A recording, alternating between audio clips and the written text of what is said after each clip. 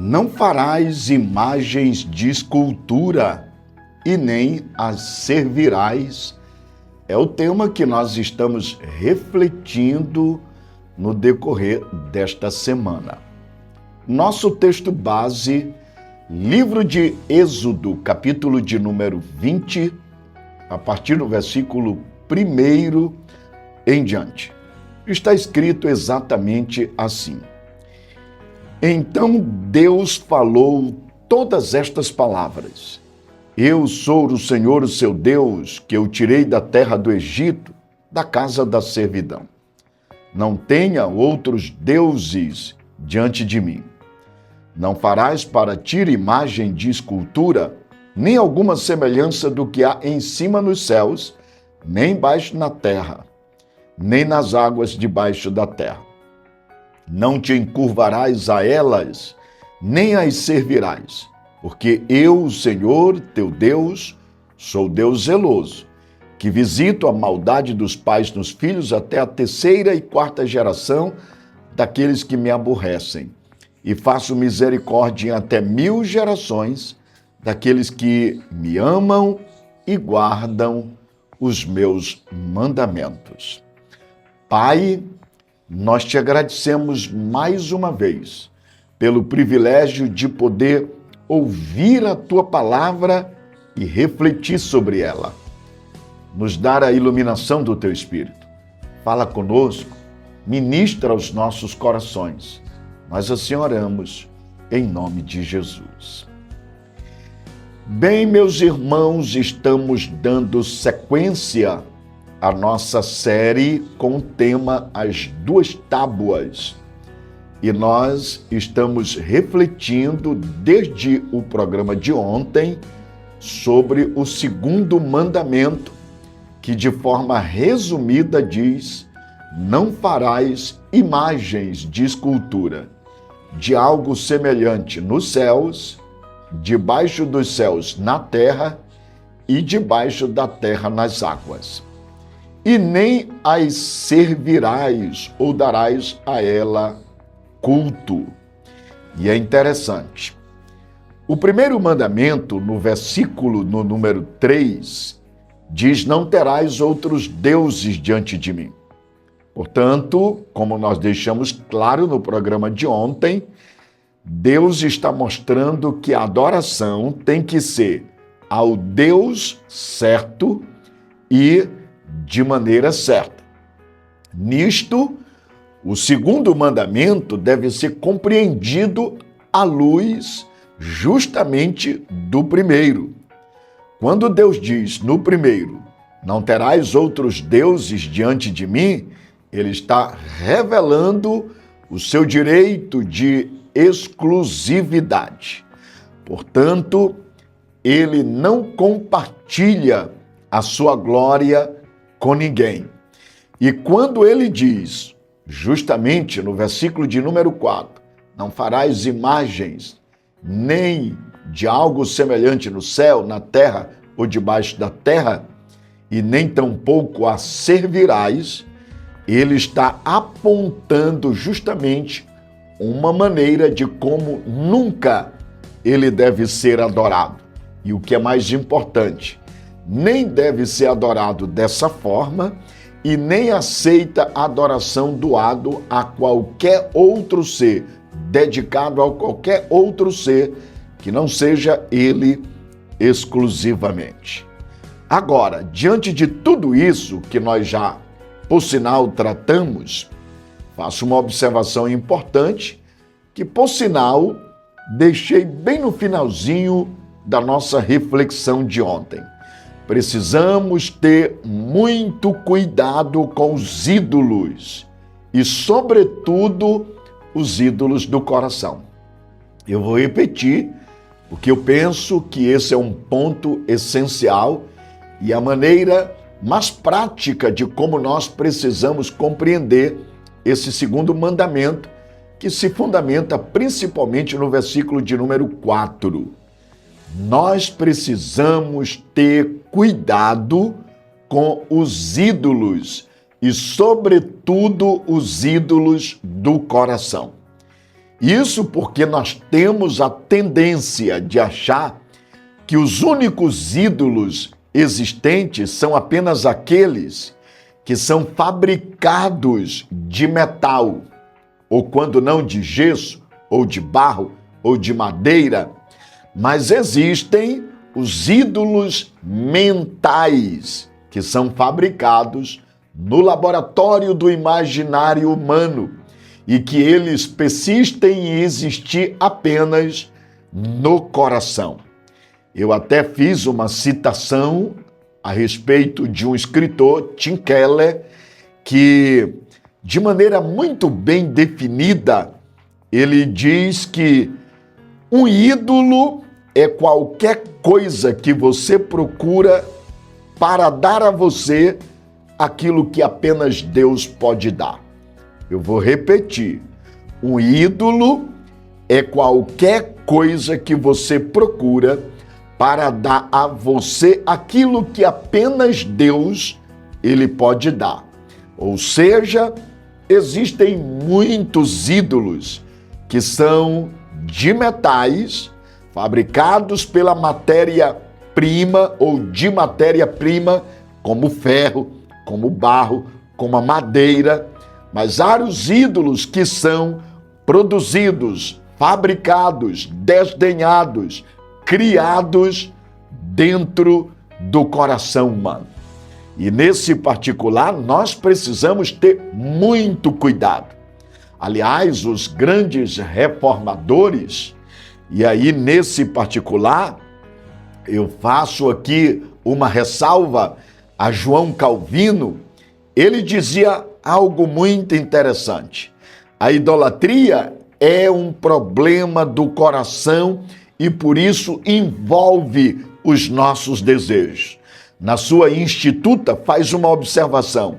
O coração humano é uma fábrica de ídolos e cada um de nós, desde o ventre materno, somos expertos em fabricar ídolos para si. Por esse motivo é que a Bíblia, ela, tanto no Antigo quanto no Novo Testamento, vai apontar a idolatria como sendo um problema do coração e que é, por sinal, tratado nas Escrituras com muita frequência. E há nesse aspecto, pelo menos, 3 ídolos que são os mais sutis, são os ídolos que mais exigem devoção do coração do homem. Ora, eu imagino que você deve estar perguntando, Pastor João Batista, ídolos que são os mais sutis e que exigem a adoração do coração do homem? É verdade. Eu vou citar para você 3.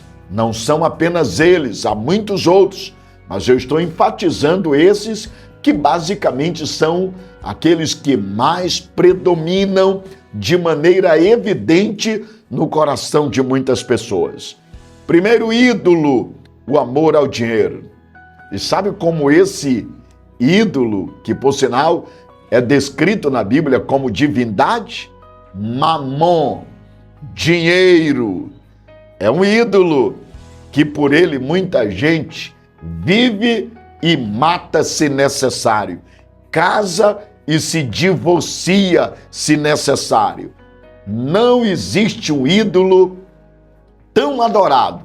Aliás, uma divindade a quem se tributa tanta adoração como o dinheiro, o mamon.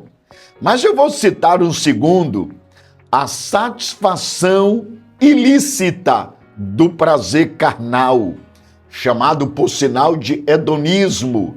Vou dizer, a busca pelo prazer a qualquer custo é um segundo ídolo, por sinal uma divindade, um Deus, que lá na antiguidade era adorado pelas civilizações pagãs, é o Deus do sexo. E eu digo isso porque quando eu digo que a satisfação ilícita do prazer, o hedonismo ou o hedonismo, é um ídolo, esse é de fato um ídolo presente no coração de muitas pessoas que vivem em torno do prazer, para satisfazer a si próprio, e vivem na prática do pecado, e é justamente esse o ídolo que tem levado muita gente à prostituição, tem levado ao adultério, tem levado à prática do pecado da pedofilia, a práticas sexuais ilícitas. Eu nem vou entrar no mérito, mas é um ídolo que tem sido adorado como nunca em nossos dias. Vou mais além. Um terceiro ídolo que também está no coração de muitas pessoas: a busca a qualquer custo pelo poder. Chamo isso de egolatria. É quando a pessoa quer por tudo ser o centro e quer que o seu ego, o seu eu, o seu próprio eu seja o centro da vida e assim o centro de todos. A busca pelo poder para manipular as pessoas, para de alguma maneira sobrepor a elas, são ídolos que estão presentes no coração de tantas e de tantas milhares e milhões de pessoas. E aí eu faço aqui ainda essa ressalva. O dinheiro é sedutor e destruidor. Por ele muitas pessoas vivem e matam. Já ressaltei sobre isso. O prazer sexual é uma fantasia que joga no mais profundo abismo tanto a lealdade do casamento como a harmonia do lar e da família, destruindo lares. Ora, o adultério e a prostituição têm sido a causa da destruição de muitas famílias, de muitos casamentos e de muitos lares. Já a busca pelo poder escraviza a alma e, o que é pior, destrói o caráter do homem de maneira tão avassaladora que faz o homem pensar em si e nunca nos outros. Portanto, eu vou dizer para você, são 3 ídolos que têm dominado muitas pessoas e que são prevalecentes na sociedade moderna. E aí faço essa observação. Qual tem sido o Deus que você tem servido? Qual tem sido o Deus que você tem se curvado? O dinheiro? Você tem servido o prazer, buscando o seu próprio deleite, satisfazendo os desejos carnais? Ou você tem lutado pela busca do poder, querendo se fazer o centro de tudo e de todos? Qual é o ídolo a quem você serve? Quem é exatamente o ídolo, ou qual é o ídolo que está dominando o seu coração?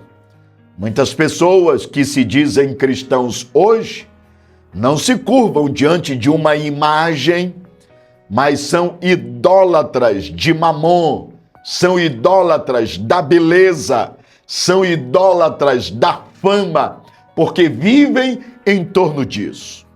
Muitos pais hoje não sacrificam mais os seus filhos para o deus Moloque, mas sacrificam seus filhos quando buscam a qualquer custo a prosperidade, enriquecendo o bolso, mas destruindo o seu casamento, a sua família e o seu lar. Vou dizer para você, a idolatria hoje continua muito mais viva do que nunca. Porém, hoje ela não é realizada em templos religiosos, embora esteja presente muitos por aí. Mas a idolatria está evidenciada nos shoppings, em salões de beleza, em escritórios, em academias e até mesmo na frente de um computador ou de um celular. E por que digo isso? Já diziam os sábios, o maior inimigo que o homem enfrenta é aquele que ele vê no espelho. Ou seja, é a si mesmo. Coração focado no dinheiro, um coração focado no seu próprio ego, um coração focado no poder, um coração focado nos seus próprios méritos. E nesse aspecto, isso é idolatria. E por que digo isso? Ora, a vida tem um propósito, e o supremo propósito da vida é a glória de Deus. É por isso que Paulo, quando vai escrever a primeira carta aos Coríntios, no capítulo 10, versículo 31, ele diz: quer comais, quer bebais, ou façais qualquer uma outra coisa, façam tudo para a glória de Deus. Vivemos para a glória de Deus. A glória de Deus é o nosso supremo propósito. A nossa vida, a nossa conduta, a nossa trajetória, tudo que envolve o nosso viver deve ser devotado único e exclusivamente a Ele, Deus, que diz: não terás outros deuses diante de mim, não farás imagens de escultura de algo semelhante no céu, na terra e debaixo da terra, e nem se curvarás ou servirás a ela. Esse é o mandamento de Deus. Por essa razão eu vou fazer justamente essas perguntas que são objetivas e práticas para a nossa vida. Quem é o seu Deus? Responda isso. A quem você está servindo? O que é mais importante na sua vida do que Deus? Aponte exatamente isso. Qual é o supremo propósito da sua vida? Nós precisamos, portanto, refletir sobre isso. E é interessante. O primeiro mandamento, como eu já enfatizei, ele diz: não terás outros deuses diante de mim. Isso significa que Deus exige adoração exclusiva. Ele não compartilha a sua glória com ninguém, portanto, devemos sim amá-lo em primeiro lugar e torná-lo a nossa prioridade de vida. É por isso que lá em Mateus 6,33 diz: buscar em primeiro lugar o reino de Deus e a sua justiça, e todas estas coisas lhes serão acrescentadas. Filipenses 1:21, Paulo dá um exemplo: para mim o viver é Cristo e o morrer é lucro. Portanto, a nossa prioridade como cristãos e a aplicação prática do primeiro mandamento é que nós precisamos amar a Deus sobre todas as coisas e dar a Ele a prioridade, fazendo dele o centro da nossa vida, a razão, a causa e o motivo do nosso viver e, se necessário, a razão pelo qual estamos dispostos a morrer, porque Ele, Cristo, é o nosso tesouro, é o nosso tudo. Ele é o nosso único Deus. E é interessante. Em Atos, capítulo 4, verso 12, vai dizer: e não há salvação em nenhum outro, porque debaixo do céu não existe nenhum outro nome dado entre os homens, pelo qual importa que sejamos salvos. Olha como isso aqui é uma aplicação justamente do segundo mandamento. Porque o segundo mandamento diz: não farás imagens de algo semelhante no céu, na terra e debaixo. E agora veio o apóstolo Pedro e diz em Atos 4:12: e não há salvação em nenhum outro, porque debaixo do céu não existe nenhum outro nome dado entre os homens, pelo qual importa que sejamos salvos. E quem é esse nome? Jesus. Isso sem falar que lá em 1 Timóteo, no capítulo 2, versículo 5, o apóstolo Paulo também confirma esse mesmo princípio. Porque há um só Deus e há um só mediador entre Deus e a humanidade, a saber, Cristo Jesus, o homem. Portanto, não precisamos de nada que venha servir de mediação entre nós e Deus, porque Cristo já abriu o livre caminho e perfeito, nos dando acesso ao Pai. O segundo mandamento diz: não farás e nem adorarás imagens de escultura. Ou seja, nós existimos, nós vivemos por Ele. Ele quem? Cristo, Deus, por causa dEle, pelo poder dEle e para a glória dEle. E é por isso que lá em 1 João, acho isso excepcional, lá em 1 João, capítulo de número 5, versículo 19, o apóstolo João, ainda abrindo nosso entendimento quanto a essa verdade, a esse princípio, ele vai dizer: filhinhos, guardai-vos dos ídolos. O apóstolo João diz isso. Sempre que depositamos qualquer porção da nossa confiança em algo que não seja o próprio Deus, nós cometemos ato de idolatria, exatamente tão sérios quanto se dobrar diante de uma imagem. Portanto, idolatria é de fato um ato de ofensa contra Deus. É pecado. Infelizmente, há hoje muitos ídolos que fizeram moradia em uma casa chamada coração. E a pergunta a ser feita agora é: como expulsá-los do coração? A resposta é muito simples: colocando Cristo, pois Ele é suficiente para nos satisfazer plenamente. É por isso que Paulo diz: para mim o viver é Cristo e o morrer é lucro. O segundo mandamento nos lembra que Deus é muito maior do que qualquer coisa que poderia ser visto ou imaginada. Não podemos permitir que esse conhecimento seja desvirtuado pelo uso de imagens ou símbolos fruto da nossa imaginação. Satanás condiciona as pessoas para que elas visualizem em suas mentes Deus como uma imagem ou como objeto inanimado, destituído de vida. E o objetivo de Satanás, eu vou dizer, é desviar a nossa atenção de Deus, de Cristo, que é a imagem perfeita de Cristo. Aliás, do Pai. Cristo é a imagem perfeita do Pai. Mas eu vou dizer para você, quando Paulo escreveu para a igreja justamente de Tessalônica, lá no capítulo 1, versículo 9, Paulo diz: porque no que se refere a nós, as pessoas desses lugares falam sobre como foi a nossa chegada no meio de vocês e como, deixando os ídolos, vocês se converteram. Paulo elogia a igreja de Tessalônica porque abandonou os ídolos. Interessante que, se você observar, ainda em 1 Tessalonicenses 1:9, Paulo vai dizer: portanto, meus amados, fujam da idolatria.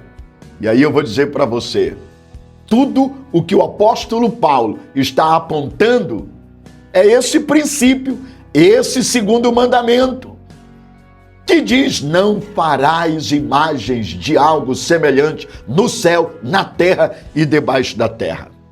Por isso, querido irmão, guarde o que eu vou dizer para você. Qualquer coisa que ocupa o lugar de prioridade na sua vida mais do que a Deus é um ídolo. Tudo aquilo que você busca na sua vida mais do que a Deus é um ídolo. Tudo aquilo que você deseja ter na sua vida muito mais do que a Deus é um ídolo. Tudo aquilo que você planeja e de fato quer realizar muito mais do que a Deus, eu vou dizer, é um ídolo.